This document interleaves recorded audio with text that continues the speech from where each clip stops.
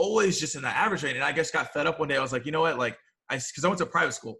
Yeah. And so I saw people have all these cars, people had all this money, and like I didn't grow up with that. So I was like, you know what? I'm gonna figure this out. So my mom gave me my first professional development book, and from there I just went to work. Y'all new to the game.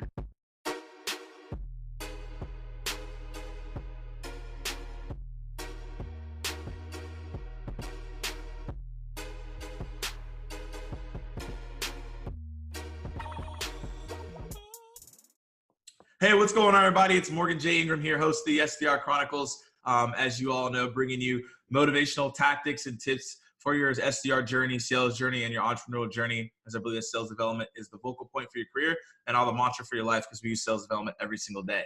And it's different today because I'm the one who's going to be interviewed. Chris, I interviewed him a couple episodes ago on Radical Candor. Great episode if you haven't checked that out. But he messaged me after and he was like, I want to interview you. So I was like, I'm 100% down for that. So Chris is going to be interviewing me, asking me some questions. Apparently he has some like really in-depth questions for me. I don't know what's about to happen, guys. I'm not prepped at all. So I'm super excited for this conversation, Chris. So have at it with your questions and let's see what we're going to dive into. All right, man. Yeah, I've got some deep ones for you. So hopefully you drank your coffee this morning and got the creative juices going. Thank you for the opportunity. Hey, everyone. This is Chris Costolini. I'm a sales development leader over at Optimizely. And Morgan, really appreciate the opportunity to have some fun with this. And like you said, turn the tables around and really, get to know you. I think you've done hundreds of these, right? And no one has really sat down with you yet and really asked you some questions and looked under the hood a little bit. So I think that's great. I did really want to get into true kind of role. So I brought my own, I brought my own hat. Let's go. Oh my gosh. Let's get it. Let's do this. All right, dude. First is, what made you want to do the SDR Chronicles, from the beginning? Why did you want to do the interviews? Who was your first interview? Walk me through that whole process. Yeah, it's a great question. So I was already making videos before the SDR Chronicles. So a lot of people may not know that unless you've like really been following me since day one, but I was making videos. First video I ever made was on Facebook, and that was back in 2014. So I've been making content for about 4 or 5 years now. And that was me in a car. Like I actually had like a chain on. I had like a faux hawk. It's super funny if you go look back on it. And I got to post it one day. But I was just talking super fast, giving a lot of value. And I always knew that, okay, after I made that video, that I could actually relate to people through video because I got a lot of great feedback. And so when I got into the SDR role, I saw a post by Ralph Barcy, who's the sales development leader over at ServiceNow. And he wrote a blog post and he was like, hey, an SDR needs to start a YouTube channel. And so I sent him a video on Twitter, which is still out there. And I was like, hey, like I'm going to start like the SDR Chronicles or whatever. And I'm going to be the person to do it. And he's like, okay, like we'll see. And then I met him at Rainmaker. So about 3 months later or 2 months later after I started my role. And he's like, have you started yet? And I was like, no, I just hadn't started yet. I was trying to figure out how to actually hit quotas as an SDR first. And he's like, all right, like I need to see to make that. And he kept telling my leaders that I needed to do it. And then I saw the keynote from Gary Vaynerchuk. So if you guys are familiar with him, Gary V, he's blown up the past couple of years. And he had a speech and he basically, in the nutshell, was like, he's like, everyone in here needs to create a personal brand. He said, I know the majority of you won't do it. And he said, out of the few of you, people will actually execute and do what I say today. And he only said 1 or 2 of you will actually be successful. And so I heard that message and it was like loud and clear that I kept hearing about this personal brand thing. And I was like, all right, I just have to do it now. So that's what started the SDR Chronicles and kept me consistent and continues to do it today. Nice, man. Yeah, I think it's a hugely valuable asset. I've loved watching some of your interviews. So kudos to you that you actually took the initiative to do it. You mentioned brand. And I think, when you think of Morgan J. Ingram, like that is a brand in and of itself, right? So how would you define your brand as it is now, right? And where do you want to take that brand in the future? Yeah, so Morgan J. Ingram is funny because I want to tell the story behind it because people think I just made up the J, and I was like, it's not made up. So that your real middle initial? it really is my real middle initial. It just somehow flows together and it's a thing.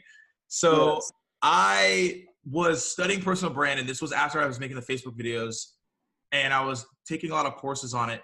And there was one course that was like, hey, when you build a personal brand, you need to go out and Google your name to see if you're actually searchable. And I was like, okay. And so I Google my name, and if you go Google Morgan Ingram, it's like Dr. Phil and like how a girl like died and got lost. And it's like super morbid. And I was I know, dude, I've done it. I was like, no, I have to change it. So that's when I was like, I added the J. And what really the brand for me is someone who sparks action, gives you energy, and is relatable and easy someone to consume is really what my brand really stands for at the end of the day. Like, I want people to be super fired up when they listen to me, but they also actually take action upon what I'm saying. And then also you can see the grace, like more so gracefulness and humbleness behind what I'm trying to do. And then also just the fact that I'm just completely focused and trying to just get after it, but I'm really not going to talk about me getting after it that much. So that's really, I feel like my brand comes into play is really a no excuses type of brand. Get after it. Like, let's make it happen no matter what, and keep dialing. That's really the ethos of the brand. And, I'm continuously trying to build that. And the backbone of what I want people to say at the end of the day is, that person or me motivated me to go take action and go do something better. Not just motivate me, but to go take action, which is why my staple, my main goal, my driver is to be the best motivator of all time, because that every single day I have to wake up and strive for that, which goes into the actions I take on a daily basis. Yeah. Okay. So essentially walk the walk. Don't just talk the talk. Go exactly. out, take the initiative. It's all about grit, passion, perseverance. Right.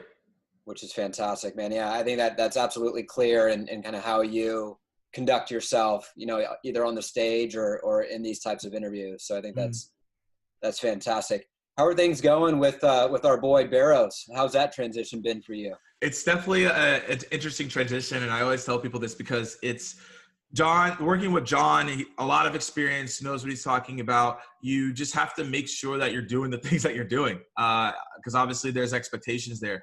And for me, what I've learned is John is a very genuine person that I've been able to work with, really cares about you personally if you have questions, but also professionally is willing to give you upfront advice. And he never will. I mean, if guys know John, he never sugarcoats anything, which I appreciate because my dad is the same way. My dad's actually from Massachusetts. John's from Massachusetts. So my dad's has always been super upfront with me to be like, Morgan, like, you're not doing this correctly. And he always gives me, hey, that's awesome job when I do something good.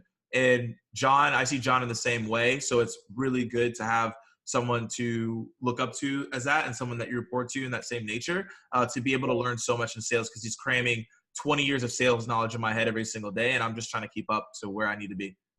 Yeah, totally. I think it's incredible the amount of knowledge that's in that guy's head. And for you to have the opportunity to glean that out of him and continue to grow and develop yourself, I think is fantastic. It was a smart move for you.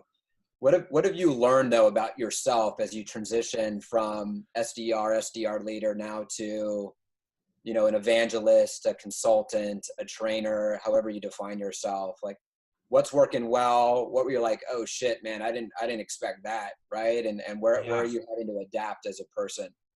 So yeah, a lot of titles now. It's like, what does Morgan actually do? Really, at the end of the day, I'm full sales cycle rep that happens to create content and deliver training. That's essentially what I am. Other titles, cool, that's great, but really, it's the core of it is really just being an account executive, which is why I wanted to make the move. I talked to multiple leaders and people within the space who have a lot of respect. And they always told me, hey, look, you can do all these things with sales development and be a leader and create content, but you're going to have to carry a bag and sell and learn how to do that. So that was one of the reasons I joined John, because I was like, hey, look, I can learn how to sell from someone who knows how to do it at a very high level. And so things that I've learned is that my attention to detail is actually not that good. I'm really bad at it. So I've actually had to be very, very diligent to task myself. So in the beginning, I wasn't good at tasking myself with Salesforce. And John was like, what the heck are you doing? You need to task yourself in Salesforce. So I now, every single it's follow up with this person, create the proposal, like make sure you follow this person back. Like even follow-up tasks, like text this person, like call them today. Like I have to do that now because there's so many things that are going on that I used to be like, oh, I can remember everything. It's like, it's not even possible with all the pipeline that I have and the deals that are people I'm trying to talk to and get in front of. So that was one thing I learned about myself, attention to detail. One thing that John pointed out to me was when I make videos, a lot of them I do were ad hoc in the beginning because I just have the talent to do that. What I did realize though is that my videos could be better. And so John's like, hey, you need to be able to bullet point what you're going to say in your videos and then vibe off of those bullet points. And so now I do that in the majority of my videos, and I realize my reception, the engagement, what people say back to me was actually better than me ad hocing my videos. So that's one thing that I've learned. And then also just having conversations with people while I'm on a sales call. That's one thing that I've learned. When I first started doing it, I definitely was Mr. Doctor Checkup List. Like, how many reps do you have? Like, what's your, I was because I didn't know, I didn't know how to have a conversation. So, but now I've been able to get better at it. I'm not saying I'm the best. I'm not saying that I'm like A1 tier, but I'm getting better every single day. And I feel way more comfortable going to my sales calls and way more prep than I was in the beginning. So I could go on different days on that question, but those are really big 3 things that I've learned that like, I have enhanced to get better at what I'm doing today. Yeah, dude, that's great, man. And I think one thing you and I talked about when you were at Optimizely a few weeks ago was actually bringing John in on your sales calls, right? Yes. And having at least 2 of you in a meeting with a client has really moved the needle, right? Yeah, it really has. I think it was a shout out to Gong because they're killing it with their blog posts right now. Like it makes me change the game every single time I read them. But I think I'm maybe misquoting the stat, but I think it's like a 246 or something like that increase on deals that are closed if you bring it doesn't have to be an executive, just someone on the call. So John and I have been testing that, and it's been working really well for us to get things across the line that may be teetering. Nice, man. All right, well, let's transition gears here a little bit. Let's get a little deeper and try to figure out, what makes you tick, man. So I guess one of my first question is who is Morgan J. Ingram? And I don't mean SDR, but like who are you as a person? What really motivates or drives you every single day? Yeah, I think so. I don't know. Do you know Eric Thomas by any chance? Do you know who that is? I don't. No. Okay, so he's a motivational speaker, malicious content for a long time. And he had a video that said that like the reason I'm successful is because I got fed up. And I know one of the main reasons of my motivation is because one day I just got really fed up.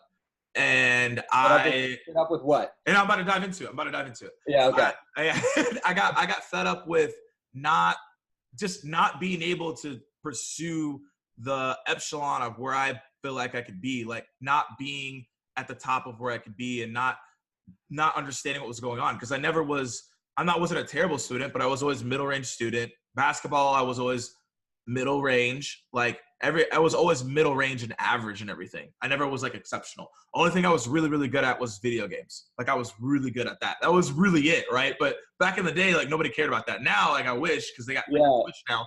But back in the day, nobody cared about that. So I was always just in that average range, and I just got fed up one day. I was like, you know what? Like, because I went to private school.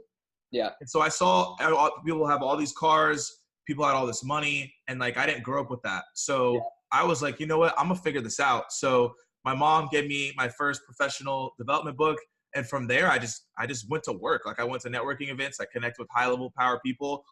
I figured out how to talk to people. I figured out how to send out emails. I figured out how to just get myself out there. I figured out how to sell Pokemon cards. I figured that out by myself. So my thing was I just got really fed up one day. I was like, I have to figure this out for myself. And so I believe my main motivation is the best motivator of all time. That's part of it. But I just have a really big chip on my shoulder because I've always been the underdog in everything that I've done across the board, no matter what I do. And that drives me a lot because I know that I have to put in way more work than most people. And because of that, I have a unique ability to absorb information at a fast rate. So I just use that to just read and listen to YouTube videos and podcasts, the extra stuff that no one wants to do. So yeah, man, just growing up, I saw so many people have more advantages than me that I felt like they didn't really do anything, that I was like, I'm going to just do a lot more than everyone else. and continuously push the envelope. And if people want to keep up, they can. If they don't, they don't. But that's been my main driver, man. It's just the chip on the shoulder and really, really actually willing to do the things the right way. And for me, like, I never knew that was what I needed to do. Like 100%, I was kind of like maybe 70, 80, 90 until I saw like Gary talk about the same things that were in my head. Cause I was like, exactly the way he operates is exactly how I am. Like everything he says, like, yep, that's exactly how I feel about it. So those are like my drivers, and just being, also just grateful that I have an opportunity to do stuff. Cause a lot of people don't have the same opportunity as me, aren't able to read, aren't able to hear and do the things I'm doing. So that's another driver as well. Nice, man. Good. I think having a chip on your shoulder is really, really important. It drives people, to think bigger, do more, strive more. And, right. and that absolutely resonates with me. So well done. Another question I have for you, Morgan, is what's something that you've never done, but you really, really want to? Never done, but I really, really want to. What's something on your bucket list?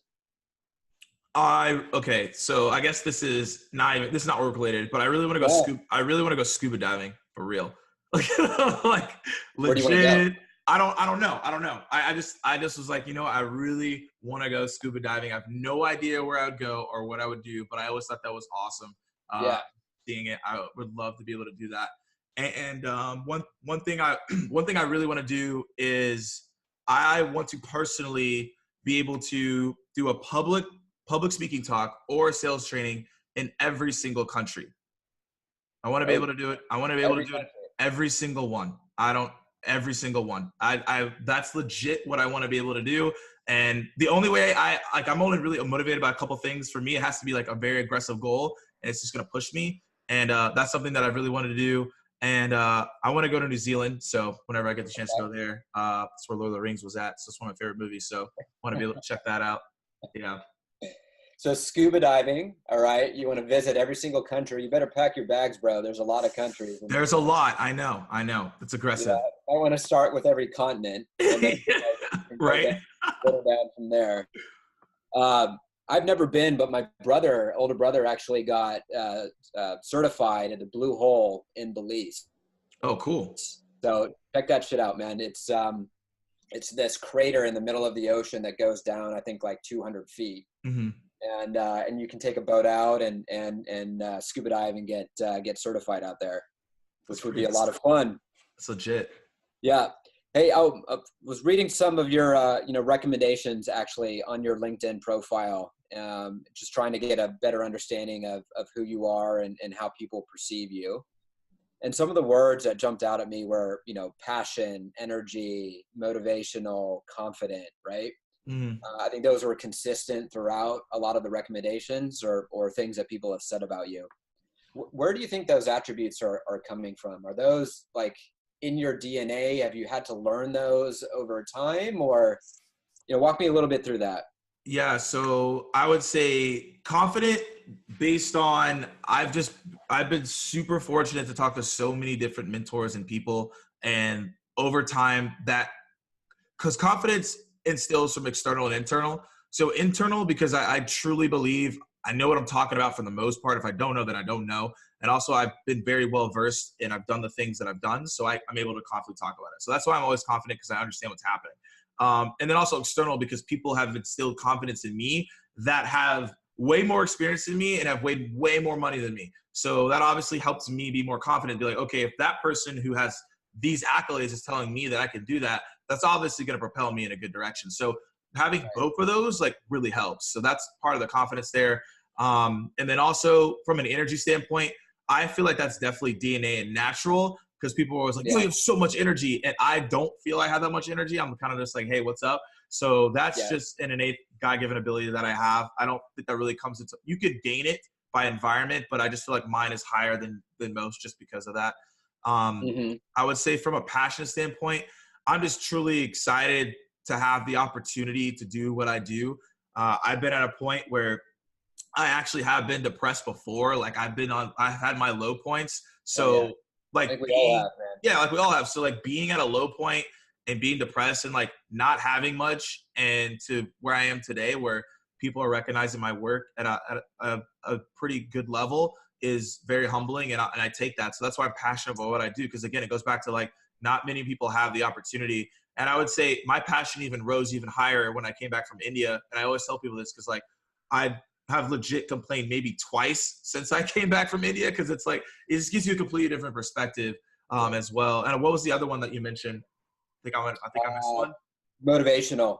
Motivational. Yeah, that just comes down to another just God-given gift that I have. And I just believe, the stuff that I say, people feel motivated to go do something. And that I saw that stem from high school and college. Like I would always, it would be not as motivational. It'd be like, yo, let's go take a shot or something. But, like not really motivating in the right way. But people would be fired up. Be like, yo, yeah, we're going to take shots. Like I'd be the person at the party that would motivate people to go do those things. But I realized that, oh, that's an ability. Like that's not just me randomly just shouting. Like that really gets people spurred on. So I realized when I did my first motivational talk in an organization at UGA, how many people were inspired. And I just was like, wait, what the heck is this? And then my public speaking teacher was like, you're going to be a great public speaking person one day. And I was like, I don't care about that. I see it all translating on what I was really looking at the end of the day. Nice, dude. That's awesome. I think we've got a few more minutes here. I've got a couple more questions. One is, what really impresses you about somebody? Like someone does something and you get really impressed by that.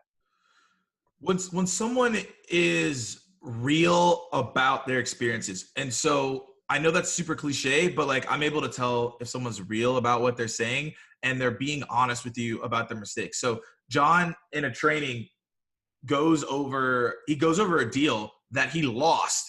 And I was like, wait, hold up. You're the trainer. Like, why are you going over a deal that you lost?